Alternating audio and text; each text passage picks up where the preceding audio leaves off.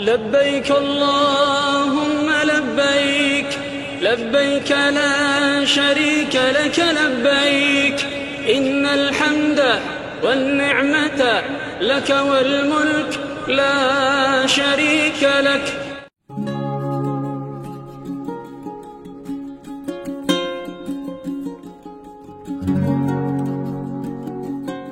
Bismillahirrahmanirrahim. Assalamualaikum warahmatullahi wabarakatuh.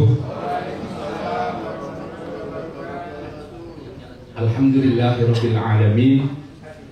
Assalatu wassalamu ala asyrafil anbiya'i wa sayyidil mursalin sayyidina wa maulana Muhammadin wa ala alihi wa sahbihi wa man tabi'ahu bi ihsanin ila yaumiddin. Asyhadu an la ilaha illallah al-malikul haqqul mubin wa asyhadu anna Muhammadar Rasulullah shadiqul wa'dil amin. Wa ba'du.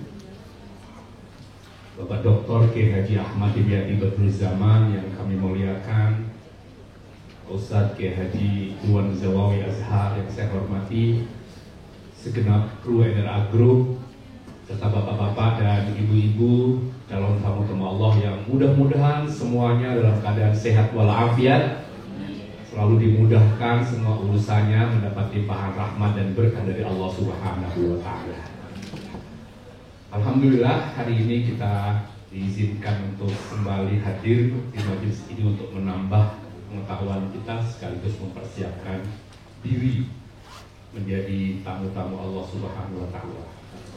Bapak Ibu yang saya hormati, semua ibadah yang kita laksanakan, baik itu sholat, puasa, zakat, dan terlebih di haji, tentu bukan hanya sekedar ritual belaka. Bapak Ibu barangkali bertanya, kenapa sih kita harus sujud? Kenapa harus angkat tangan? Kenapa harus wudhu? Tentu punya makna-makna filosofis. Kami menyebutnya dengan bahasa agama yaitu hikmah. Apa pesan moral dibalik yang kita lakukan itu? Ada orang yang bisa menikmati betul setiap aktivitas ibadahnya, tapi ada orang yang hanya ritual rutin sehingga nggak bermakna apa-apa. Angkat tangan, sholat, rukuk, sujud, selesai itu apa sebenarnya pesan Allah? Nah, maka dari itu, materi kita ini sebenarnya hanya memandu Bapak Ibu. Bapak Ibu silahkan mencari sendiri. Apa sih sebenarnya kok harus kayak gini? Bapak akan merasakan itu. Saya lupa ini paket apa dan saya sudah ceritakan belum? Mohon izin, saya sudah pernah cerita belum Bapak Ibu bahwa kalau kita menjadi tamu Allah, kita akan diberi hidangan. Ya. Saya bertamu ke Bapak Ibu ini, Bapak Ibu insya Allah pasti mengeluarkan hidangan. Demikian juga kalau Bapak Ibu ke rumah saya akan keluarkan hidangan. Sekurang-kurangnya air putih keluar lah gitu. Nah, Allah akan memberikan hidangan kepada kita tamu-tamunya tentunya. Tetapi sayang, seribu sayang, tidak semua tamu Allah itu bisa menikmati hidangan itu. Apa sebenarnya yang kita dapatkan ketika kita berkunjung dari tamu Allah? Mohon izin kalau pernah saya sampaikan, saya ulangi lagi. Jadi kalau Bapak Ibu misalnya hadir dalam sebuah pesta atau sebuah acara resepsi, kita diundang oleh Sahibul Bait. Itu kan kadang-kadang Sahibul Bait memberikan suguhan, jamuan, hidangan. Tapi pernah kita saksikan ada orang, misalnya maaf ya, ada resepsi pernikahan itu, pas lagi di meja prasmanan baru buka kambing guling, dia tutup lagi. Bagi sebagian orang menikmati betul, bahkan antrian panjang di kambing guling itu. Ustadz Iwan terutama ya, saya di belakangnya. Tapi ada yang, Pak, kambing guling enak banget. Saya hipertensi. Geser dia, buka lagi opor ayam. Kok ditutup Pak? Maaf, saya. Kenapa? Kok ngaku sih Pak? Kemarin MCU berapa kolesterol ya Pak? Saya tinggi ya. Padahal saya ini cukup rata ya, rata-rata lemak. geser dikit. Ada gudeg, Jogja manis, ada puding, ada apa, tutup lagi. Kenapa? Iya, oke. Yaudah, geser sana dikit Pak. Ada kacang, ada emping tinju, silakan dinikmati. Nggak diambil juga. Kenapa? Jujur semua ya. Nyaris nggak ada yang dinikmati. Nanti Pak, di tanah suci kita akan saksikan itu. Ada saudara-saudara kita yang ketika di Arafah gak peduli teriknya matahari, panasnya berdoa, dia menikmati itu. Dia bisa menangkap hikmah di balik yang dilakukan itu. Mau berjubel-jubel desak-desakan di Arafah, maksud saya di Masjidil Haram ketika tawaf, sama sekali dia nggak merasa. Mau dicatat, pengalaman kami membawa jemaah kalau dari awal sudah ngedumel sampai akhir, setan akan terus membuat bapak ngedumel. Mau tidak salah paham, bukan nggak boleh protes, bukan nggak boleh komplain, tidak. Kamu bedakan mana ibadah, mana yang urusan transaksional bapak dengan travel. Tugas kami membimbing, mendampingi bapak ibu, terutama dari sisi bimbingan ibadah. Tidak akan berarti itu semua kalau bapak ibu ibarat kami ingin sirami, bapak pakai payung dan menutup diri itu. Kami menyebutkan dengan istilah bersihkan najis batin bapak ibu. Bersihkan dulu sebelum berangkat. Nah, terutama silaturahim antara kita bapak ibu. Kalau sudah ada retak, ada konflik jamaah dengan ustadznya, maaf, ketika silaturahim nggak terjamin, rahmat Allah nggak turun. Ada satu bus Pak, itu di bus itu ribut terus. Di dalamnya ada dalam tanda petik provokatornya. Akhirnya nggak nyaman. Pak Ustadz, boleh nggak pindah bis? Kenapa? Di bisku gak nyaman betul. Ustadz itu jadi nggak nyaman. Dan yang seperti itu sulit kiranya kita bisa menangkap hikmah di baliknya. Jadi ada orang yang menikmati ibadah, tapi ada orang yang mohon maaf, semua menikmati ibadah dia mengeluh. Jangan-jangan itu kolesterol rohaninya, jiwanya hipertensi, ya batinnya asam urat, nggak ada yang dinikmati sama sekali. Nah, bapak ibu mejanya boleh sama, harga paketnya boleh sama, oke? Hotelnya mungkin juga sama. Kemarin bayar ke travel juga mungkin nggak beda. Tapi apakah bisa memahami hikmah dan tidaknya? Tentu beda. Nggak ada urusan dengan harga, dengan paket. Teman-teman kita yang haji reguler, maaf ya, yang kita kadang-kadang underestimate pada beliau, harganya murah, tapi semangat ibadahnya kita kalah. Jujur, saya salut. Mereka karena hotelnya jauh Pak, berangkat ke Masjidil Haram itu sekaligus dia mulai menjelang subuh, pulang setelah isyraq dan duha. Nanti zuhurnya di tempat penginapan masing-masing. Berangkatnya menjelang asar, berangkat pulangnya ba'da isya. Kita yang ONH plus katanya adzan berkumandang baru mau buka keran wudu. Sholatnya akhirnya apa di? Sholatnya di mana? Udah pada ngaku. Alhamdulillah, saya pernah dulu agak sedikit emosi ya. Ada jamaah, Ustaz tolong bangunin aku ya, nanti mau Jumatan. Pak, jam berapa ini? 11:30, saya sudah dalam masjid, saya bilang. Oh gitu Ustaz ya? Iya, saya pulang dari masjid, beliau masih tidur di sofa lobby hotel. Ustaz, Jumatannya udah belum? Lewat Pak, tinggi saya. Bapak sudah bayar mahal saya. Pas saya dimarah-marah gitu, di dekat saya bisik, Ustaz, innal hamda. Saya disuruh sabar ya. Baik Bapak Ibu, mari sama-sama kita gali, kita cari apa kira-kira hikmah di balik ritual yang sudah dijelaskan para asatidz kita dari mulai berangkat sampai pulang ya. Haji itu undangan Allah, maka mari kita bersyukur kepada Allah sudah pernah saya sampaikan. Terima kasih ya Allah, kita dipilih Allah. Betapa banyak orang yang merindukan ke tanah suci Allah belum takdirkan. Tadi pagi ada salah satu jamaah kita yang datang menyampaikan, ya Allah, terima kasih. Tahun lalu kita bisa berangkat dan belum gak pernah menduga sebelumnya. Belum lama ada yang menghampiri saya di tempat ini, Pak Ustaz. Bener nggak ini aku berangkat tahun ini? Bener nggak nyangka. Maka masing-masing kita harus memaknai, ya Allah kenapa aku yang kau undang? Dan tolong Bapak Ibu jangan keburu GR. Bisa jadi memang ini diijabah dari doa Bapak Ibu, reward penghargaan dari keseriusan Bapak Ibu menabung. Tapi juga bukan tidak mungkin Allah undang Bapak Ibu karena Allah tahu Bapak Ibu sedang ada problem, sedang ada masalah. Allah panggil sini mengadu kepada aku, curhat kepada aku, mohon kepada aku.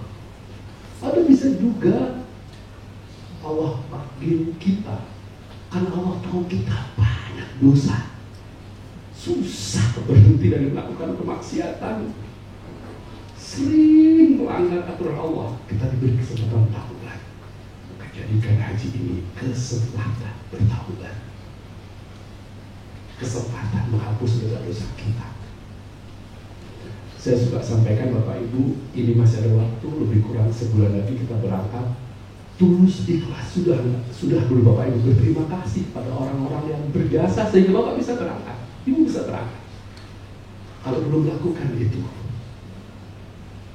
suami salaman pada istrinya, terima kasih Ibu, kau sudah mengatur keuangan dengan baik dan dengannya kita bisa berangkat haji. Istri-istri salam, terima kasih. Dan ada yang belum terima kasih. La yashkurullaha man la yashkurun nas. Gak sempurna syukur seorang kepada Allah sebelum dia berterima kasih atas sesamanya.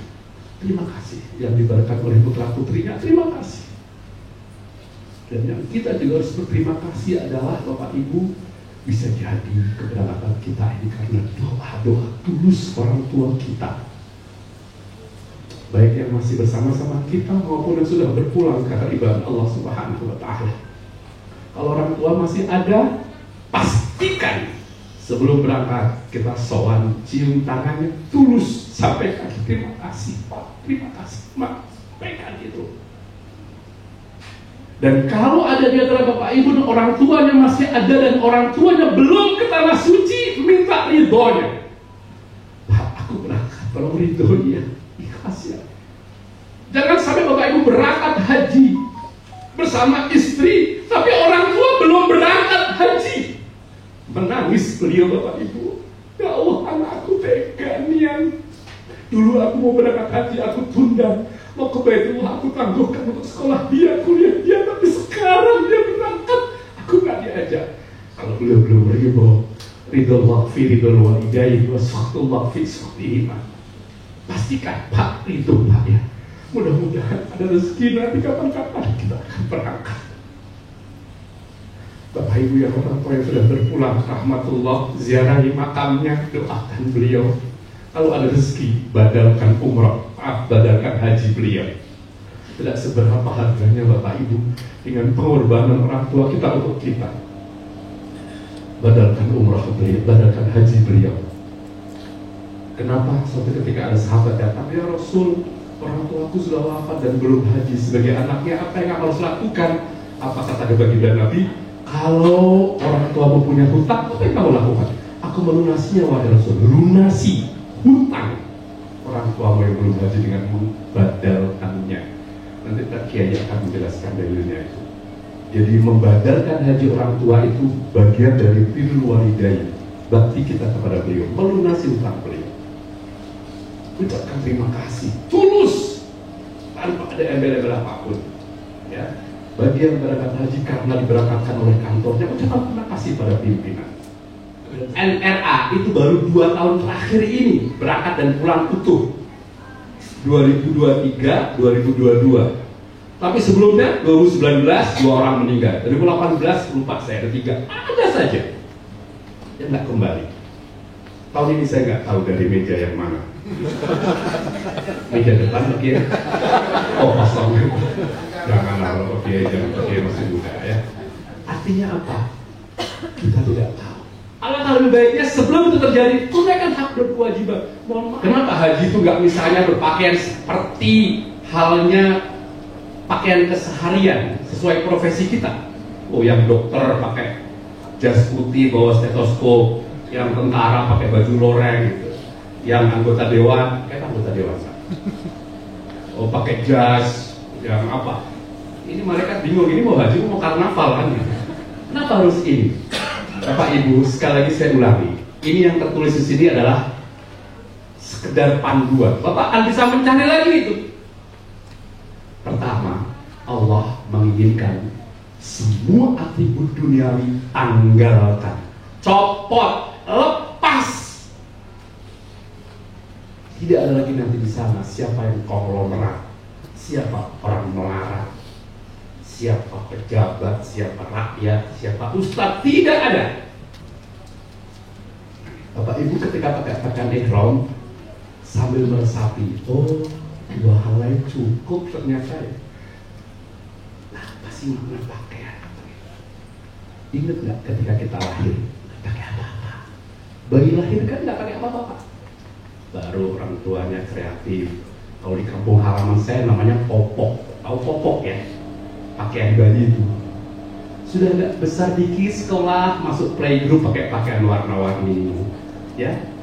Naik tingkat jadi PAUD, sekolah dasar sudah mulai berseragam putih merah. Lihat adiknya yang kecil dah, apaan kamu? Apalagi begitu naik putih biru, udah kenal jadi OSIS, udah mulai itu ada senioritas.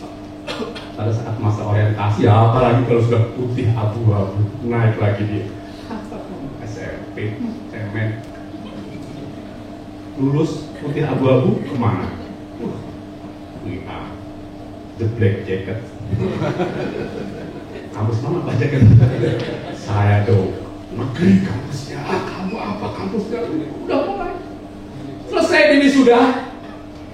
Saya lawyer. Saya engineer. Saya dong. Udah mulai. Tertutup itu semua tadi. Pakaian itu membungkus kita. Kita lupa. Kita ini hamba. Kita ini siapa? Kita lupa. Banyak orang yang tertutup oleh pakaiannya, Pak. Sebisa mungkin Bapak Ibu, ketika kita menggunakan pakaian ihram itu, dalam hati kita yang paling dalam, dari lubuk jiwa dan relung jiwa yang paling dalam, Bapak merenungkan, selama ini yang pakai itu apa ya Allah? Ternyata aku cuma ini. Itu nanti yang dibungkuskan ketika kita berpulang ke hadapan Allah. Maka Bapak Ibu, sebenarnya dua hal lain saja itu cukup. Selebihnya itu kadang-kadang nafsu. Maka dalam hidup ini kadang-kadang kita diminta oleh Allah dengan cerdas membedakan mana kebutuhan, mana keinginan. Ibu, halo Ibu, Bu, sampai rumah boleh minta tolong buka lemari. Ada berapa setel baju ibu-ibu di rumah? Berapa Bu? Dan berapa yang bisa dipakai? Satu. Ada yang di sini bawa anak 7? Oke. Bapak-bapak, berapa setel baju di lemarinya? Berapa yang bisa dipakai? Makanya kemarin Ramadan Bapak Ibu kita diajari untuk membedakan mana keinginan, mana kebutuhan. Sore ngabuburit ngumpulin semua menu takjil. Dari mulai kue kering, kue basah, setengah kering, setengah basah. Ada minuman macam-macam begitu. Allahu Akbar, Allahu Akbar. Berapa teguk yang sanggup kita minum? Dalam ada kolak pisang, es cendol, apalagi dawet, teh manis. Berapa yang sanggup diminum? Berapa potong kue yang sanggup dimakan? Yang dimakan itulah kebutuhan. Selebihnya nafsu. Maka Bapak itu suka sebut dengan istilah apa? Lapar mata. Dan itu hakikat manusia yang tamak, serakah, yang rakus. Dua hal yang cukup, tapi begitu banyak yang kita butuh. Dari sisi hikmah kita harus mengerti ini. Selesai tawaf sa'i. Di buku ada Bapak Ibu, nanti di rumah bisa dibaca. Sa'i itu apa Pak?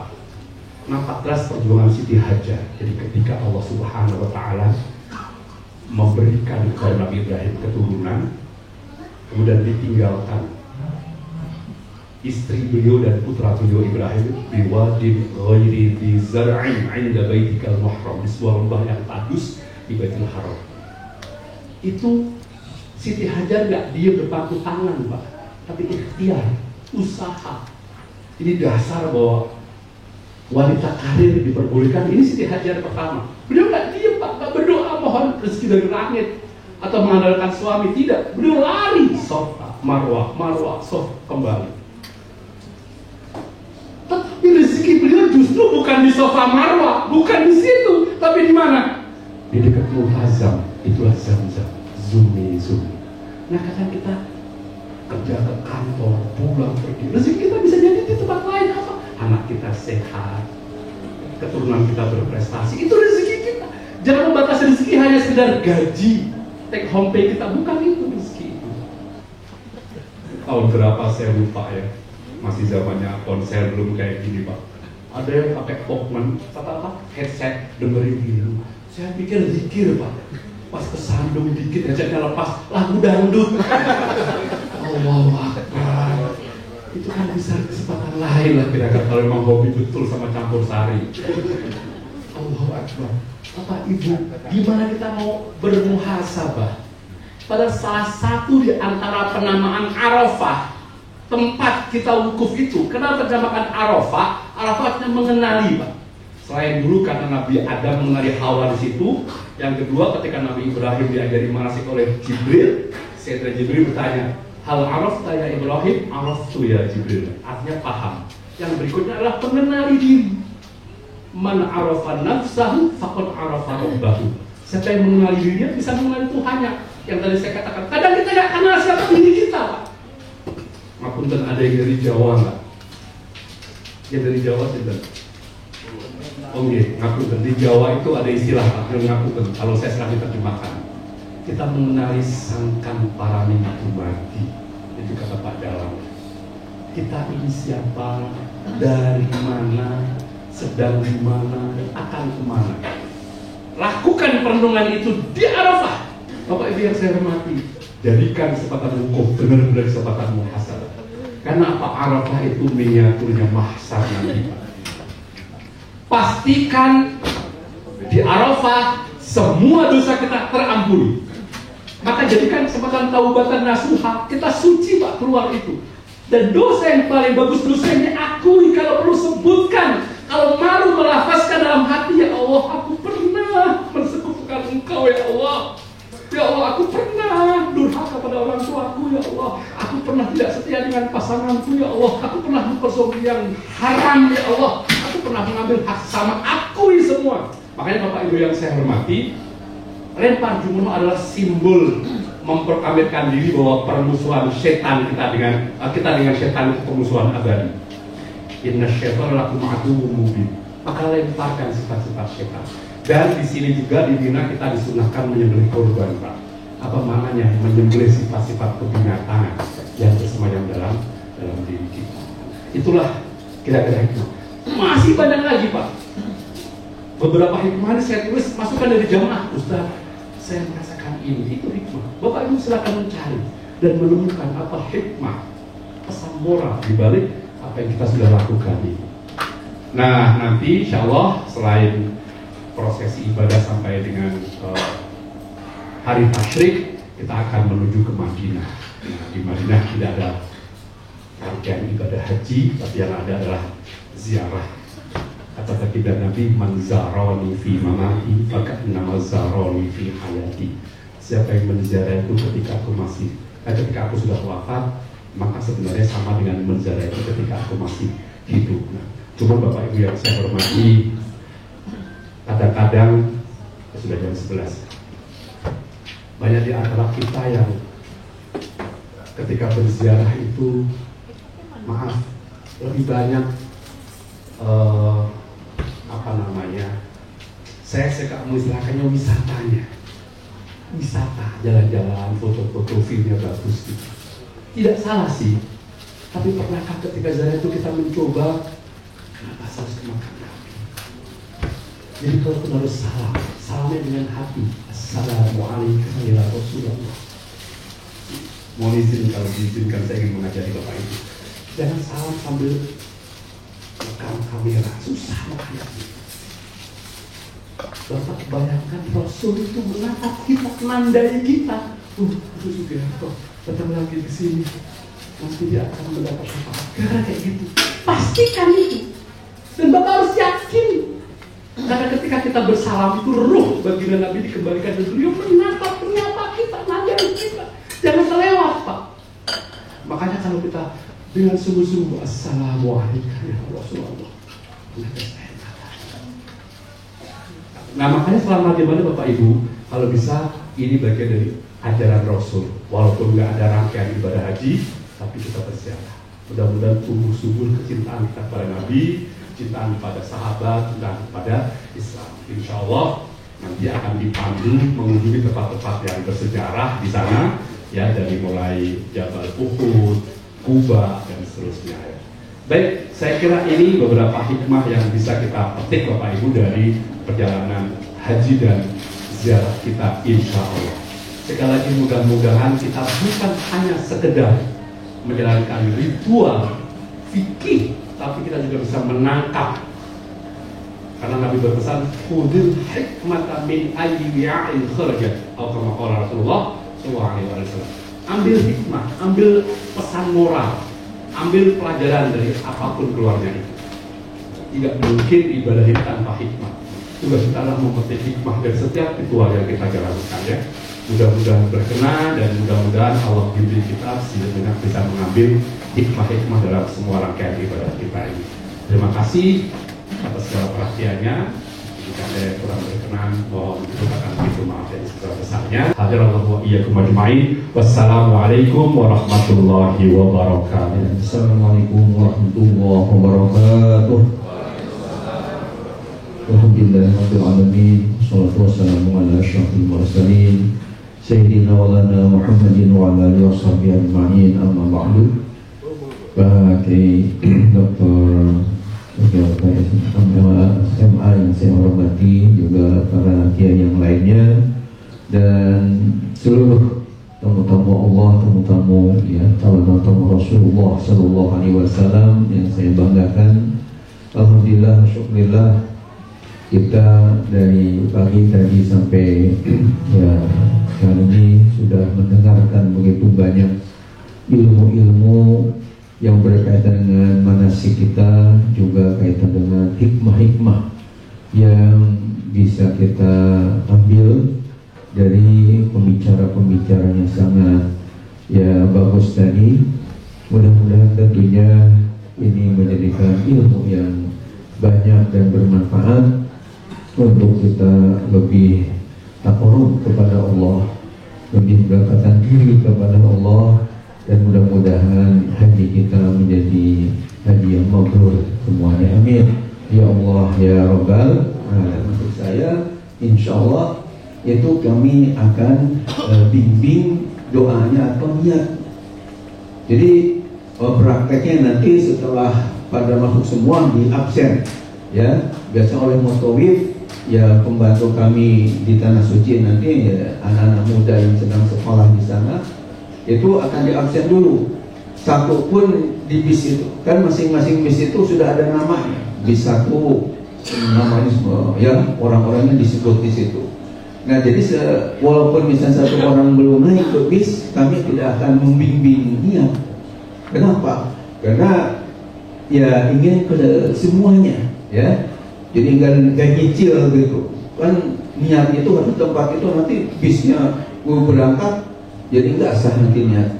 Jadi harus di apartemen, di halaman apartemen kita.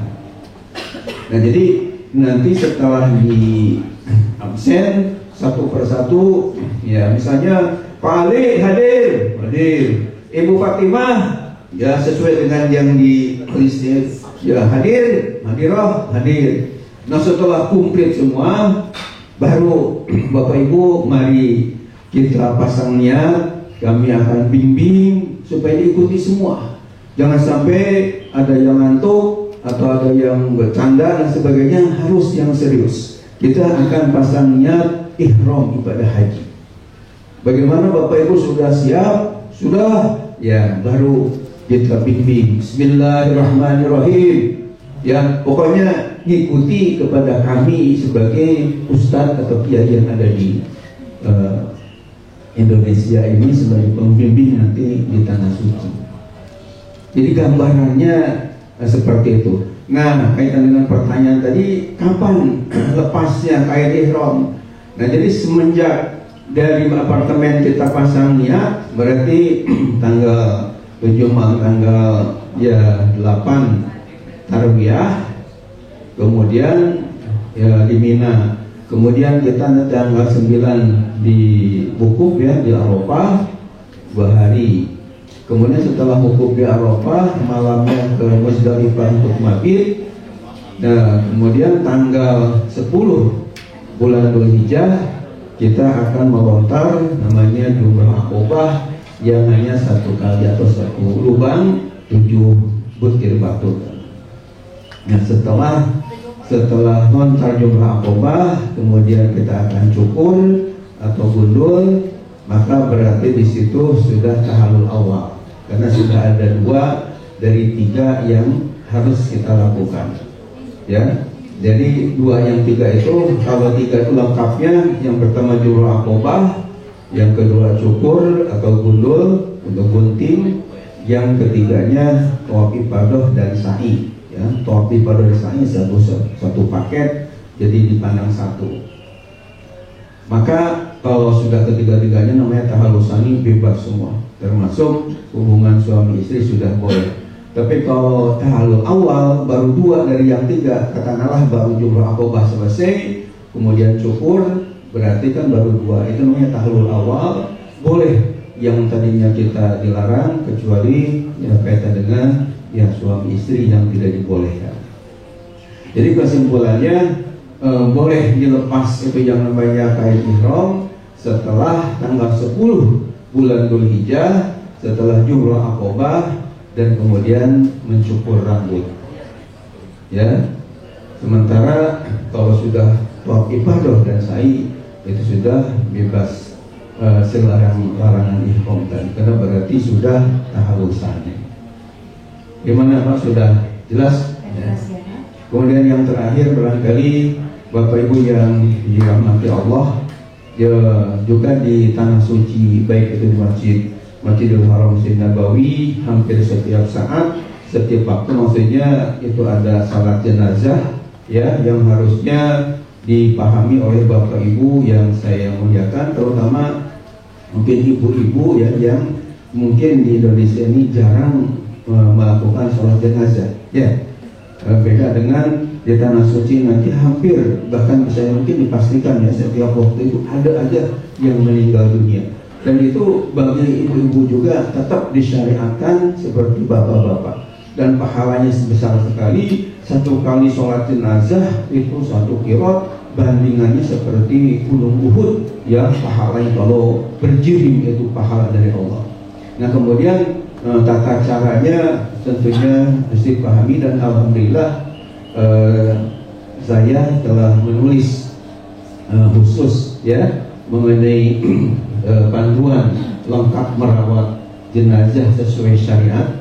Dan alhamdulillah Pak Sugiarto ini walaupun beliau alim, tapi tetap membutuhkan ya buku saya, karena tawadhunya beliau. Ini beliau aja yang sudah doktor, sudah kiai, masih perlu ya. Apalagi Bapak Ibu yang masih barangkali yang latar belakangnya beda dengan beliau, tentu ini sangat memerlukan. Dan alhamdulillah di panitia disiapkan dia untuk istilahnya lebih mendalami lagi ilmu agama kita. Juga buku-buku yang lain, ada Ahsanul Bayan menjawab 100 masalah agama yang klasik dan kontemporer. Alhamdulillah Bapak Kiai Sugiarto juga ya memerlukannya. Ini yang tadi sebut-sebut sholat isyraq